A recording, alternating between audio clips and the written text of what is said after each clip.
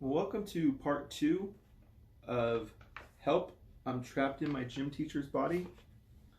We're at chapter 5. I made it halfway across the bus circle before Barry and his friends caught up to me.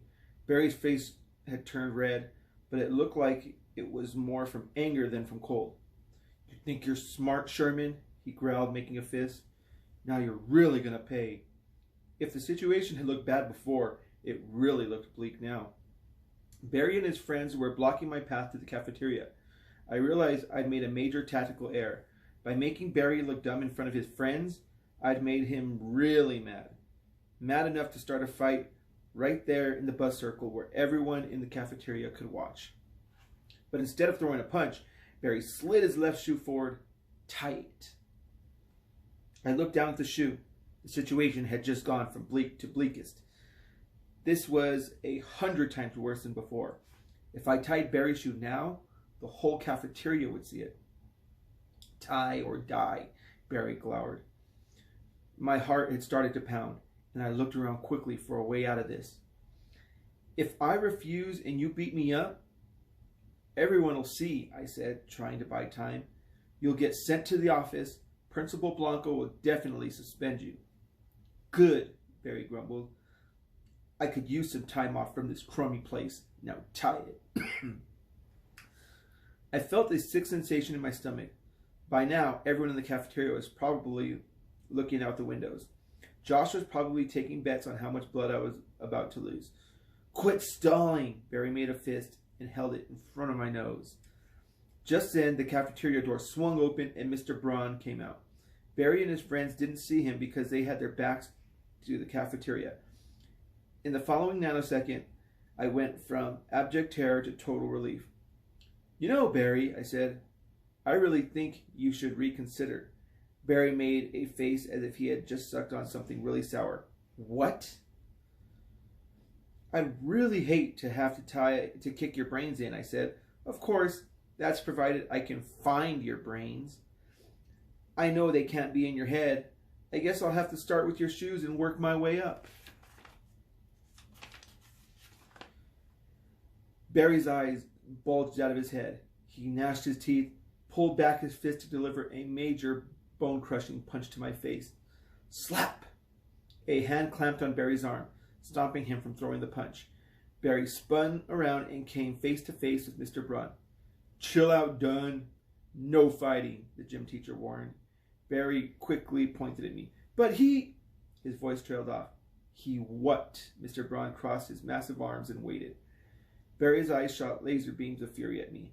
He couldn't tell Mr. Braun that I had made fun of the size of his brain, and that was why he was about to massacre me. "Move it, Dunn." Mr. Braun pointed back toward the cafeteria, then nodded at Barry's friends. "You too. I see any of you lay a finger on Sherman, you'll be cleaning the shower room with a toothbrush." "You're dead meat, Jake," Barry grumbled and headed back to the cafeteria. Chapter 6. My teeth had started to chatter in the cold, but I chose to wait until Barry and his friends went back into the cafeteria. Maybe I'd even wait until the next period before I went back inside. Barry Dunn was just enough of a head case to hang around inside the doors and pound me when I came in. "What's the problem, Sherman?" Mr. Braun asked.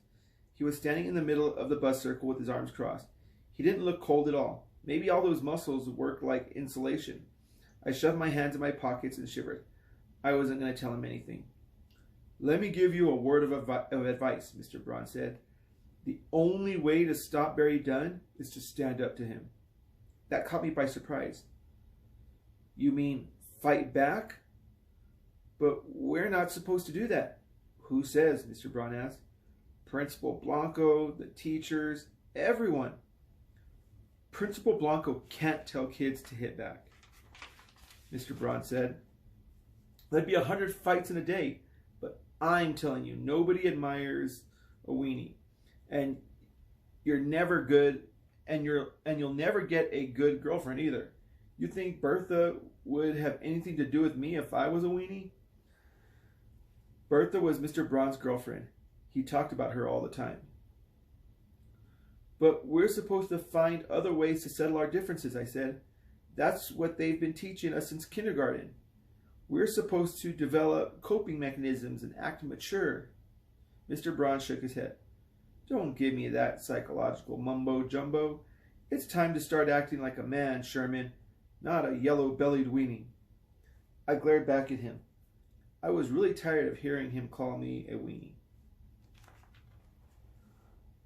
Chapter 7. Can I ask what you're doing, Jake? Andy said. He and Josh and I were in my room after school watching Total Recall, the movie where Arnold Schwarzenegger blows away about 100 bad guys in a minute. We hung out in my room a lot after school because I had a 27-inch TV and VCR, lots of junk food, and best of all, my parents were never around. At the moment, I was on my stomach under my bed. Ron said it was time for me to act like a man. Then why are you crawling around under your bed like a cockroach? Josh asked. To find this. I shoved a barbell and some weights out. Lance, my yellow Labrador retriever, came over and sniffed them curiously. Then he lay down at the end of the bed and went back to sleep. Across the room, Josh was sitting with his feet on my desk. His arm disappeared into a family-sized bag of chips. A 2-liter bottle of Coke stood on the floor beside him. Josh had reddish hair, freckles, and lots of extra beef around his waist. What are you going to do with those? He pulled a large, perfect potato chip out of the bag and popped it in his mouth. He's going to plant them in the backyard and see if they'll grow muscles, Andy cracked. I just want to try it. I slid a couple of weights on the bar and reached down and hoisted it up to my chest. You're really going to start lifting weights? Josh asked uneasily. Maybe. I grunted and pushed the bar over my head. Andy reached into the bag of chips. He felt around for a good one and pulled it out. You heard Mr. Braun today. It'll take you at least 15 years to get muscles like his, and that's lifting every day. You got to start somewhere. Huffing and puffing, I lowered the bar back to my chest, then pressed it up again. I know why he's doing it, Josh teased. He wants to get a world-class girlfriend like Bertha. I thought he was in love with Amber, Andy said. Shut up, I grumbled. Or what? You're going to beat me up with your brand new muscles? Andy grinned. I'll take Bertha over Amber any day, Josh said. Why? Andy asked. No one's ever seen her. Braun just talks about her. He's got a picture of her in his gym office, Josh said. I saw it today. She's a real babe. And you know where she is right now? In Jake's closet, Andy guessed, and then pretended to be a TV announcer. And now, ladies and gentlemen, the surprise you've all been waiting for. In Jake's closet, it's Bertha, the babe. She's at the Miss Galaxy pageant, snotwad, Josh said. Never heard of it, Andy replied. You ever hear of the Miss America pageant? Josh asked. Or the Miss Universe pageant? It's a beauty contest, dimwit. In the movie, Arnold was mowing down bad guys left and right. If I press the barbell again, I'd press the barbell again. If I was going to stand up to dun the dunce and be a man, I would have to get a lot stronger first. Josh pulled another potato chip out of the bag. You trying to build strength or big muscles? Isn't it all the same? I grimaced as I pressed the bar up for a fourth time. Josh shook his head. You get strength by doing a lot of reps with medium weight. Big muscles you get by lifting really heavy weight just a few times. When did you become such an expert? Andy asked, grabbing the bag and pulling out a chip. I read it in Sports Illustrated, Josh answered. I put the bar down on the floor and added more weight to it. Whoa, looks like Jake's going for the big muscles, Andy said with a chuckle. I just want to try it. But before picking up the bar again, I stuck my hand in the bag, pulled out a bunch of broken chiplets, and stuffed them in my mouth. Josh yanked the bag away. Can't you ever take one chip at a time like a normal person? Bug off. I closed my hands around the bar and pulled up. With the extra weight, it was super heavy. I managed to straighten up, but couldn't get the bar higher than my waist. You have to squat down really fast and yank it up to your chin, Josh said.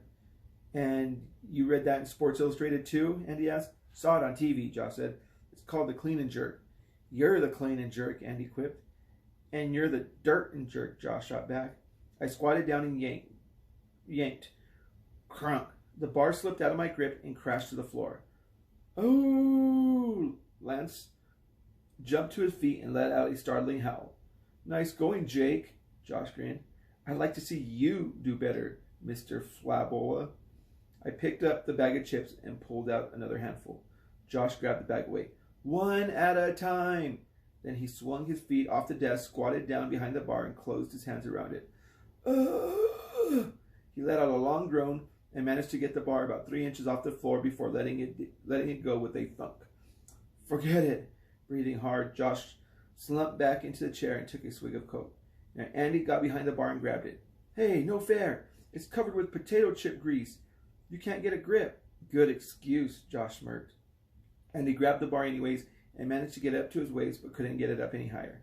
He had just put the bar down when the door opened and my sister Jessica stuck her head in. Jessica had thick brown hair, which she wore in a braid down her back. She was in 10th grade and major brain pain and a jock. This year she was seriously into soccer, basketball, and lacrosse. Where's the earthquake? She asked. Josh burped, Andy said. Get stuffed, Josh grumbled. Uh-oh, the human trash compactor is peeved, Andy said. Josh shook his fist at him. I dropped the weights. I pointed at the barbell on the floor. Oh, wow. Don't tell me the Couch Potato Club has decided to do something semi-athletic. Jessica squatted down behind the bar. I smiled at Josh and Andy. Josh winked back. A couple of days a week, my sister worked out at the Burn Center, a health club in town, but there was no way she was going to get that bar off the floor. In a series of quick movements, Jessica yanked the bar up to her waist, squatted and got it to her chin, then pressed it until her arms were extended and the bar was high over her head. Then she quickly put the bar down. Piece of cake. You should wipe off the potato chip grease. She dusted her hands and left. Andy and I shared a dismal look. Show off, Josh muttered. I reached for the bag and took a handful of chips. One at a time, Josh growled. Without another word, we sat down, watched Arnold slaughter a few hundred bad guys. Chapter 8. The next day, I walked down the hall at school with Amber. It was the last period, and we were headed for the gym. So what do you call someone who lies near the front door all day? I asked. I don't know, she said. Matt, I said. Amber smiled. That always made me feel good. What about someone who hangs on the wall? I asked. A spider, she guessed. Art. The lines in Amber's forehead creased for a moment. Hangs on the wall? Oh, I get it. How about, get out of my way? Barry Dunn growled before I could finish the next joke. He was standing in the middle of the hall, blocking our path. Think you're smart, don't you? Barry snarled. I get by, he said. Try getting by this. Barry stomped down as hard as he could on my foot with the heel of his shoe. A bolt of throbbing pain radiated up my leg, and I had to grit my teeth from crying out. Barry gave me a nasty grin. Next time it'll be worse. Then he marched away toward the gym. I had to limp the rest of the way down the hall. It felt like he had crushed a couple toes. Does it hurt? Amber asked. I gave her a look. Sorry, dumb question, she apologized. Barry's such a jerk. I wish there was something you could do about him. I winced. I'm sure Amber didn't mean to add insult to injury, but basically she was implying that I couldn't beat him up myself, so I'd have to find another way to deal with it. In other words, I was a weenie. We got to the gym, which was filled with dozens of plywood tables. What's going on? I asked. They're setting up for the science fair tomorrow, Amber said. Guess we'll be running relay races in the halls today. The girls' locker room was on the other side of the gym, so Amber headed in that direction. I limped into the boys' locker room. Just outside the locker room doors was the gym office. Through the window, I could see Mr. Braun sitting at his desk, squeezing a red rubber ball in his hand. I knocked. The gym teacher looked up, saw me in the window. Door's open, Sherman. I went in. Mr. Braun kept squeezing the red ball. He noticed that I was watching. Hand strength, Sherman, he explained. When you're deadlifting 500 pounds, you need it. I'll keep that in mind, Mr. Braun, I said. Meanwhile, can I be excused from gym today? Got a note, he asked. It just happened, he said. What just happened? Someone stomped on my foot. Just at that very second, Barry Dunn walked past the office window. I see, Mr. Braun said, gazing out the window. Sorry, Sherman. No note, no gloat. But I can hardly walk, I said. Don't worry, Mr. Braun said. I'll find something for you to do. Chapter 9. What happened to you? Alex watched me limp down a row of gym lockers and sit on the bench near him. His locker was just a few feet from mine. Done crushed my foot, I whispered, because Barry had also had gym that period, and his locker was one row over. Alex's eyes darted around him. He here yet? Yeah, I just saw him. Why? Instead of answering, Alex reached into his pocket and took out a short, fat metal spring. Stole this from the tech shop. As soon as Dunn leaves his locker, put this in his lock. Alex got up and went around the corner. A moment later, a voice that sounded like Mr. Braun's bellowed, Dunn, in my office, now. Oh man, now what? A row over, Barry groaned and headed for Mr. Braun's office. I quietly slipped into his row. He had been in the middle of changing into his gym clothes and had left his locker open. I dropped the spring in his lock, then hurried back to my locker. A few seconds later, Barry returned. A moment after that, Alex sat down next to me on the bench. You do it? He whispered. Yeah. Great. Take your time changing. We have to let this dunce leave first. It was long before we heard a locker slam shut and Barry pass again, this time wearing shorts, a t-shirt, and sneakers with untied laces. Come on, Alex whispered. We slipped around the corner and into the row with Barry's locker. The locker room was almost empty now. The spring had stopped Barry's lock from closing completely. Alex opened the locker and gazed in. Perfect. He grabbed Barry's shoes. We ran down to the toilet stalls. Inside one, Alex unlaced the shoes halfway and slid the laces around the hinge and held the toilet seat to the toilet. Then he started tying knots. Tie lots of them. He gestured for me to do the other shoe. And make sure they're really tight. Chapter 10. Where's my shoes? Barry growled at the end of the gym. Sitting in front of our lockers, one aisle over, Alex and I winked at each other and changed out of our gym clothes. You had three choices when stuff disappeared from your gym locker. You could search through the dozens of empty lockers scattered around the locker room. You could look outside, or you could look in the bathroom. Kids usually check the bathroom first, since that was the easiest. Barry headed for the bathroom. A moment later, we heard him scream, Someone's gonna die for this! All around the locker room, kids smiled. While it was true that Barry picked on me more than anyone else, he wasn't all that choosy. At one time or another, he had hurt most of the guys in our class, so almost everyone was pleased to see him get it back. Alex and I finished changing. As we strolled out of the locker room, we casually glanced onto the open stall door where Barry had bent over a toilet, grumbling furiously as he tried to undo all the knots in his laces. Ahem. We were about to leave the gym when someone cleared his throat behind us. Alex and I turned and saw Mr. Braun standing in the doorway of the gym office with his arms crossed. Let's talk, boys. He gestured for Alex and me to enter his office. We gave each other an apprehensive look. Busted, Alex mumbled under his breath. Okay, so that's all the reading we're going to do for this video. Tune into the next one so we can start off with Chapter 11.